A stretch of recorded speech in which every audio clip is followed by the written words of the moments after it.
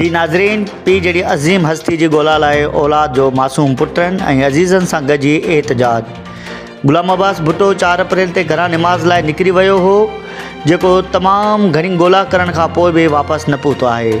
जंहिंजी ॻोल्हा लाइ पुटनि ऐं अज़ीज़नि अज़हर हुसैन भुट्टो, मुज़फ़र हुसैन भुट्टो, वहीद हुसैन भुट्टो, शुएब भुट्टो, मुसीब भुट्टो, इत्तफ़ाक़ हुसैन भुट्टो, मोहम्मद सलीम भुट्टो,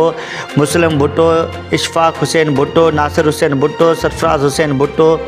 नियाज़ हुसैन सूमरो, ज़हीर मंगसी अकबर मुगेरी, मुज़फ़र हुसैन भुट्टो, फ़याज़ हुसैन भुट्टो ऐं ॿियनि मुतालबो कंदे चयो त रमज़ान शरीफ़ में ग़ुलाम अब्बास भुट्टो हिकु ॿिए जे मंझंदि जो निमाज़ पढ़ण जो चई निकिरी वियो आहे, जेको कराची जे मुख़्तलिफ़ इलाइक़नि न्यू कराची, खारादर, नूरानी,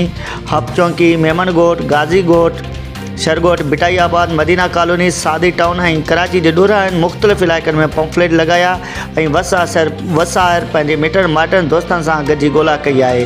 पर ग़ुलाम अब्बास भुट्टो किथे बि न मिलियो आहे, न ई कंहिं किथे हुजण या नज़र अचण जो इतलाउ ॾिनो आहे। हिननि कराची ज़िले ओभर जे DSP, SSP east, IG Sindh ऐं इंसानियत जो दद रखंदड़ आला मंदरनि खां अपील कई त असांजो वाल साहब जी ॻोल्हा में मदद कनि, जंहिंजे न हुजण सां घर जी रौनक ऐं ख़ुशी ॾुख ऐं मातम में तब्दील थी वई आहे। नाज़रीन, स्क्रीन ते ईंदड़ नंबर ते तव्हां राब्तो करे सघो।